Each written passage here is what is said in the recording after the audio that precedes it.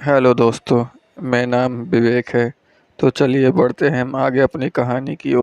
ये घटना करीब आज से 25 साल पहले की है, जब मैं हमारे ही गांव के एक तेल की फैक्ट्री में काम किया करता था और उसी काम से मेरे और मेरे पूरे परिवार का गुजर बसर होता था।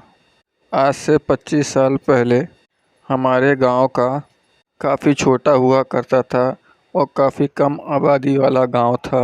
और तो और उस समय हमारे गांव में बिजली ना होने के कारण लोग उस वक्त बाहर जाने के लिए टॉर्च या लालटेन का सहारा लिया करते थे। बिजली की सुविधा कोई ना होने के कारण लोग अंधेरा हो जाने के बाद अपने अपने घरों से कम ही निकला करते थे, जिस वजह से रात के वक्त हमारा गांव काफ़ी वीरान सा लगता था। मेरी ड्यूटी सुबह 9 बजे से रात को 12 बजे तक हुआ करती थी, जिस कारण छुट्टी होने के बाद मुझे घर लौटते लौटते रात के 1 बज जाते थे। मेरे घर से फैक्ट्री आने या जाने में 1 घंटे का वक्त लगता था। खैर, ऐसे ही एक रात फैक्ट्री में कुछ ज़्यादा काम होने के कारण मुझे निकलते निकलते आधा घंटा लेट हो गया। बाहर निकलकर जब मैंने अपनी घड़ी में समय देखा तो उस समय वक्त हो रहा था रात के 12:30 बजे का। ऊपर से रात को ठंड का मौसम होने के कारण चारों तरफ बस कोहरा ही कोहरा दिखाई दे रहा था। फैक्ट्री से बाहर निकलते ही जब मैंने अपनी टॉर्च को जलाया तो मेरी टॉर्च की रोशनी को अंधेरे ने चारों ओर से घेर लिया था, क्योंकि अंधेरा इतना छाया हुआ था कि बिना टॉर्च को जलाए मुझे अपना शरीर भी बिल्कुल नहीं दिखाई दे रहा था। खैर, मैं खड़े खड़े और समय ना बर्बाद करते हुए सीधे अपने घर की ओर बढ़ने लगा। रात काफ़ी हो जाने की वजह से दूर दूर तक रास्ते में मेरे अलावा और कोई भी नहीं दिख रहा था। और ऐसा हो भी क्यों ना, आखिर इतनी ठंड में कौन मेरे जितना बदकिस्मत होगा जो रात को इस समय बाहर निकलेगा। अभी मैं अपनी किस्मत को कोसते हुए आगे बढ़ ही रहा था कि तभी अचानक एक काली बिल्ली ने रास्ता काट दिया, जिस कारण मैंने कदमों को एकदम से रोक दिया, क्योंकि मैं इन सब बातों को अच्छी तरीके से मानता था। खैर, मुझे वहाँ पर खड़े खड़े करीब 10 मिनट बीत चुके थे, लेकिन कोई आदमी तो दूर, एक जानवर या कुत्ता कोई भी उस समय सड़क से नहीं गुजरा। उस वक्त मैं अपने मन ही मन बोला कि लगता है आज बिल्ली के काटे हुए रास्ते को पार मुझे करना ही पड़ेगा।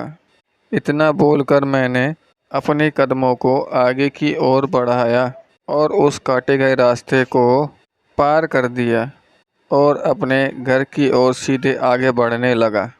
लेकिन मुझे कहाँ पता था कि अब मैं इतनी बड़ी मुसीबत में फंसने वाला हूँ। और वो बिल्ली मेरा रास्ता काट कर वो बिल्ली मुझे रुकने की चेतावनी दे रही थी।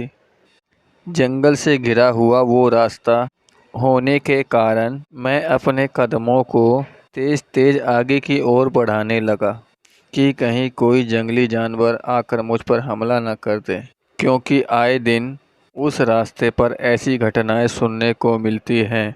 पूरे रास्ते पर सन्नाटा इस कदर छाया हुआ था कि मेरे पैदल चलने की आवाज़ भी मुझे अपने कानों में सीधे सीधे सुनाई दे रही थी, और बीच बीच में आ रही रात को कीड़ों की आवाज़ें मुझे रात हो जाने का एहसास दिला रही थी। लेकिन अभी मैं कुछ आगे बढ़ा ही था कि तभी रास्ते के किनारे मुझे एक मटका दिखाई दिया, और उस मटके को देखकर मैं एकदम से हैरान हो गया कि आखिर आखिर यह मटका किसका। अभी मैं खड़े खड़े उस मटके को देख ही रहा था कि तभी मुझे गुप्ता जी की बात याद आ गई।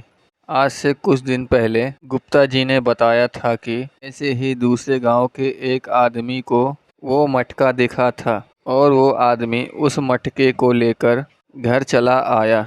और घर आकर जब उस आदमी ने उस मटके को खोला तो उस मटके से काफ़ी हीरे चांदी सोने के मोती से भरा हुआ था, जिससे वो व्यक्ति रातों रात इतना अमीर हो गया कि उसके जितना अमीर आदमी नहीं था। और उसके बाद मैंने वह मटका उठाकर अपने पास रख लिया और खुशी खुशी घर की ओर बढ़ने लगा।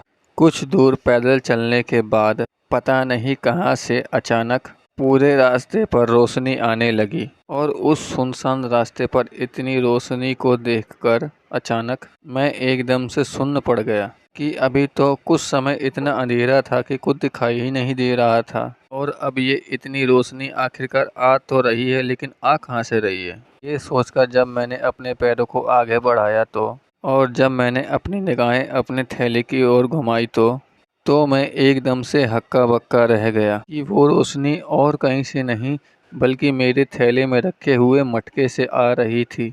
लेकिन मेरे मटके में ऐसी कोई चीज़ ही नहीं थी कि जिससे रोशनी बाहर निकल सके, और वो भी इतनी तेज रोशनी। और मैंने फटाफट अपने थैले को नीचे खोला और थैला खोलते ही जब मैंने देखा थैला खोलते ही इतनी ठंड में भी मेरा पूरा शरीर पसीने से लथपथ हो चुका था, क्योंकि वह रोशनी मेरे मटके से आ रही थी जिसे मैंने रास्ते से रखे हुए सड़क से उठाया था। लेकिन किसी मटके से रोशनी कैसे निकल सकती है।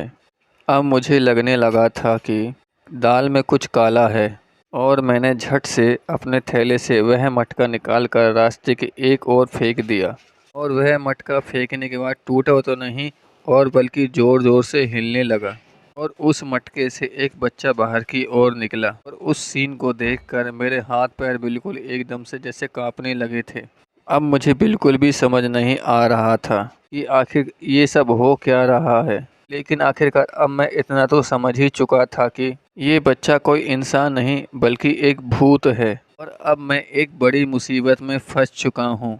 अब मैं वहाँ से भागने ही वाला था कि तभी उस बच्चे ने अपना चेहरा मेरी तरफ घुमाते हुए, तुमने मुझे इतनी तेज क्यों पटका, आज तो तू पक्का मरेगा। इतना बोलते ही वह बच्चा एक बड़े शैतान के रूप में तब्दील हो चुका था, जिसका पूरा चेहरा जला हुआ था और तो और उसकी आंखों से खून टपकने लग रहा था। उस शैतान की मौत से भी डरावनी शक्ल को देखकर और मैं समझ चुका था कि आज मेरी मौत पक्की है। लेकिन किसी तरीके से हिम्मत को जुटाकर मैं आखिर वहां से भागा। लेकिन मेरे 2 कदम बढ़ते ही उस शैतान ने दोनों लंबे हाथों को बढ़ाकर मेरे दोनों पैर पकड़ लिए और मुझे ज़ोर ज़ोर से रोड पर घसीटने लगा।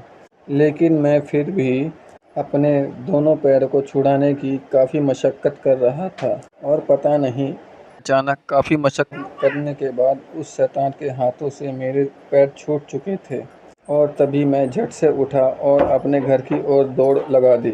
मैं भागते हुए बार बार पीछे की ओर उस शैतान की तरफ देख रहा था।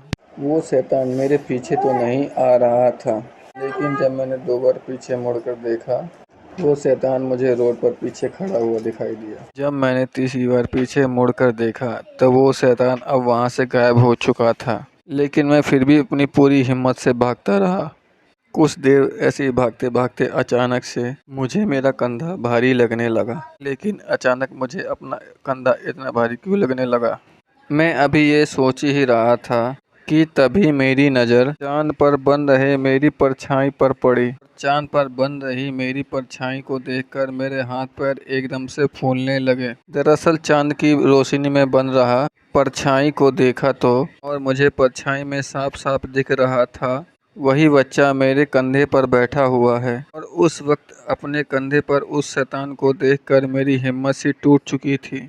काफ़ी तेज पैर कांपने की वजह से मेरे दोनों पैर आपस में टकरा गए, जिस कारण लड़खड़ाकर मैं ज़मीन पर गिर गया। अपनी जान बचाने के लिए ज़ोर ज़ोर से भीख मांगने लगा। मैं चिल्ला ही रहा था कि बहुत सारी टॉर्च की रोशनी मेरे ऊपर पड़ने लगी और मैंने आ रही टॉर्च की रोशनी की तरफ देखा तो मेरे सभी घर वाले वहाँ पर पहुँच चुके हैं, जिसके साथ ही मेरे कंधे पर वो सारा बोझ जैसे एकदम से गायब हो चुका था। और उसके बाद मेरे घर वाले मुझे उठाकर अपने घर ले आए। मैंने उसे अपने साथ घटी सारी बात बताई और पता चला कि एक तांत्रिक ने लोगों को फंसाने के लिए उस मटके में एक आत्मा को कैद करके उस रास्ते के किनारे रख दिया, ताकि जो भी उस मटके को हाथ लगाए वो आत्मा उसके पीछे पड़ जाए। तो दोस्तों, ये थी आज की कहानी। अगर आपको ये वीडियो अच्छी लगी हो तो लाइक करें, सब्सक्राइब करें और दोस्तों के साथ शेयर करें। हेलो।